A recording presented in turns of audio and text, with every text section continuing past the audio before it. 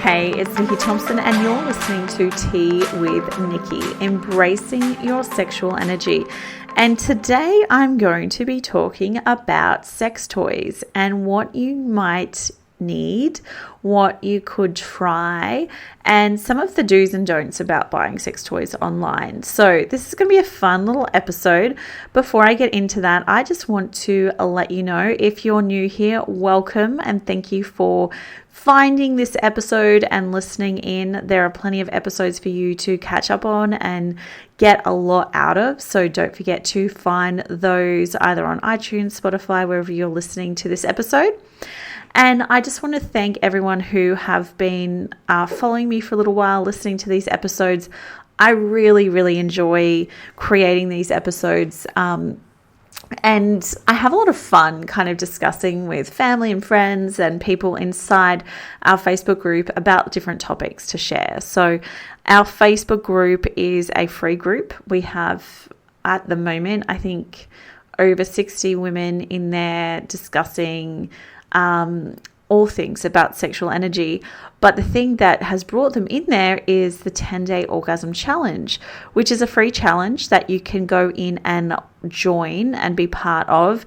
It ran in August. However, it's available to listen to and join in. And I also host a lot of free masterclasses inside that group. So if you want to check out our show notes and you'll be able to join into that group. And I would love to welcome you in that group. It's just a lot of fun. It's a lot of women coming together and sharing and having the conversations that I feel like we're so ready to be having. So let's get into today's episode, all about sex toys. So for me, buying sex toys was scary as shit. Like, seriously, I did not know where to start. I did not know what to get. And I was really interested for many years before I actually bought one. And for me, it was, I didn't know where to get one. I didn't know what to be looking for. I didn't know what quality that I should be looking for, what it should be made of, all of these things. And so it started with a conversation with one of my good friends. And she was like, oh, you've got to get this rabbit. This rabbit is like next level. And for me, I'd always been the good girl. And if you've ever heard any of my stories, I'm sorry, I'm going to repeat it. But I was always the good girl. I was always the one who did well at high school, went straight to university, got 2 degrees, got the house, got married, had the children, did all of the things right. And masturbating was not on that list of what a good girl does. And in fact, I never even spoke about it with any of my friends in high school. It was just not anything that we spoke about. You know, and all the magazines that were targeted at teenage girls back then, it was all about how to get him off and how to give him the best blowjob and how to, dress for him and do this for him. And it was all about his pleasure. And the message was clear as day, was that, my body was not for my pleasure, it was for someone else's pleasure. And that was, I guess, a message and a story that I held on to for a very long time, until around 4 years ago when I started on my own sexual awareness journey. And so sex toys were part of that beginning of the journey. And I did end up buying that rabbit, and it was the best toy I ever bought in my life. And it was this, it was quite big. It was bigger than I was expecting to get. I bought it online from a place called Lovehoney, and it's a website online. It's available worldwide, and the quality was amazing. It's like this beautiful silicone. It feels amazing. And what I really liked was that it was discreet packaging, which was essential when I've got children loving to open boxes. Any mail that we get, especially a box, it's like, oh my gosh, is this for me? No, it's definitely not. And so the packaging was discreet. It wasn't overly colorful. And I felt, really nervous about trying it. But what I also liked was that there were very clear, confident videos on their website about what this rabbit was going to do for me, and that made me quite interested. They also have like a 1-year warranty. Their customer service is incredible, and you don't feel... I did feel nervous, but I don't feel nervous anymore. Obviously, I'd do a whole podcast on it. But for me, going into a physical sex store was really difficult. And that took me a couple of years after that. I only walked into a sex shop probably 2 years ago. And so for me, that was really a memorable experience because I was so nervous. So nervous. I felt as though everyone was staring at me, even though everyone's in there for the same reason. But I didn't know what to look for. And so being in a physical store made me more nervous because I couldn't just like read the packaging and see what this thing actually does, because I'm looking at all of these weird and wonderful gadgets that I didn't actually know what they did.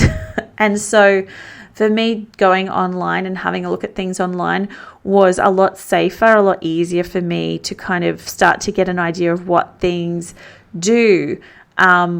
And, even just some of the terms, different sexual terms, I had absolutely no idea about. So this was kind of a big learning curve for me.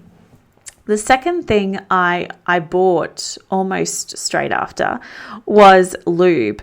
I'd never used lube before because I had it in my head that as a woman, if you needed to use lube, it meant that I wasn't wet enough, which meant that he wasn't doing a good enough job, or that there was something wrong with me, or, all of these things. And I cannot believe that no one told me about lube before 4 years ago. And so lube is now an essential item because it does make things feel a lot better. You can definitely... I used to just stop after a little while because it was hurting. It was like, especially around your clit, it doesn't necessarily lubricate as well.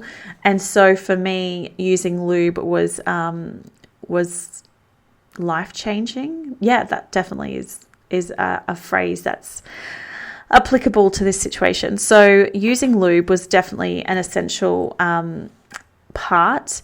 And it's also what I like to buy. And I tried a whole different range. There's so many different types of lubes. There's natural lubes, there's different lubes, there's anal lube. So if you're into anal play, there's definitely one that's thicker for that.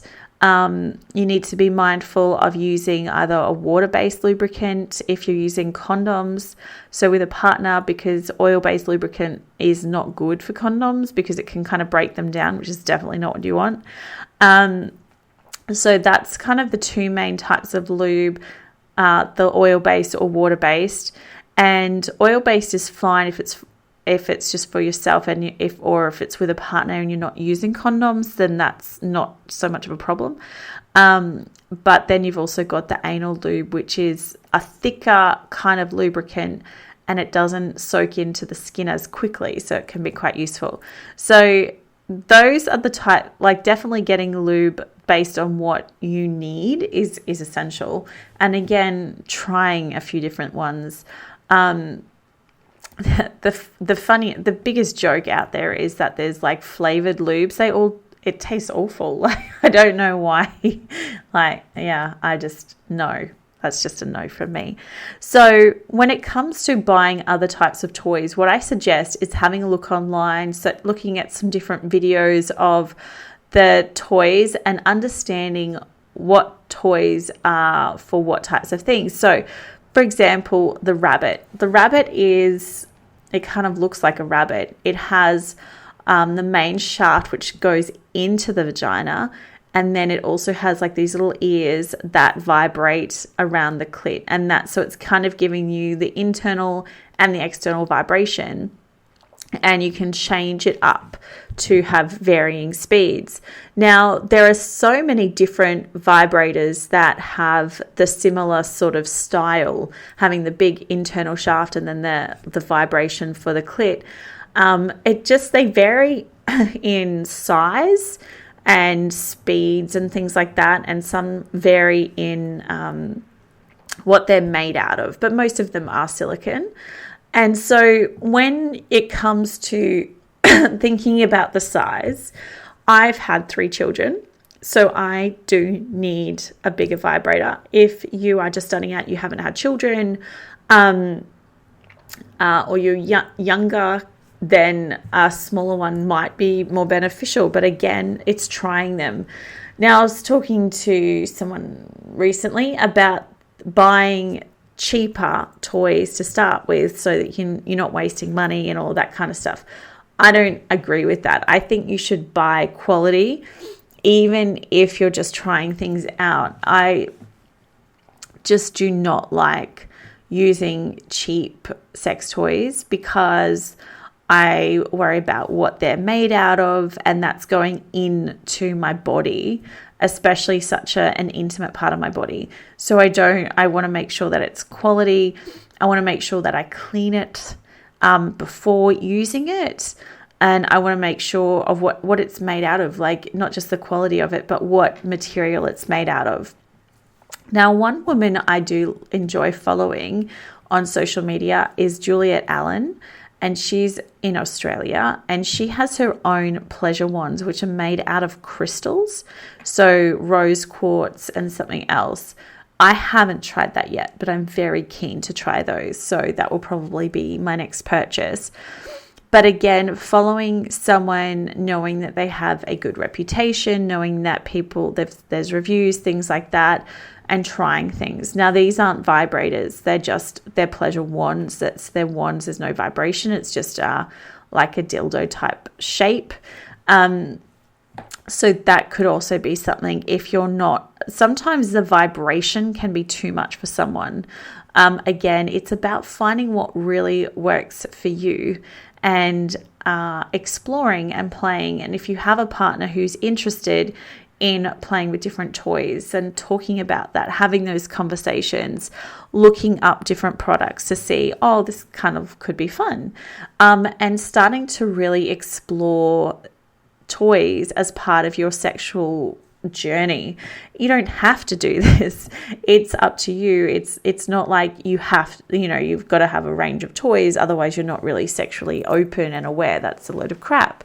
It's really, does this interest you, and does this sound like something that you would want to explore?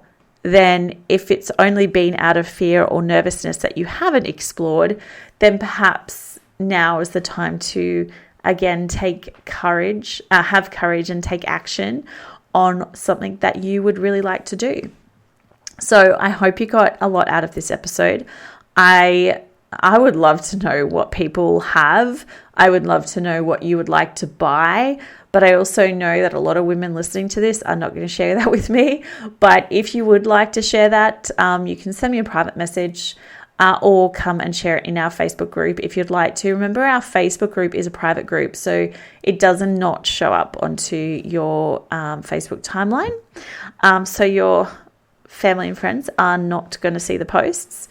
So if you would like to share privately, I would love to know. I would love to know what types of toys women are using and what they're really enjoying, and if that's something that I could share with other women. Not that it's from you, but they might get some benefit out of new toys that might be available for extra pleasure.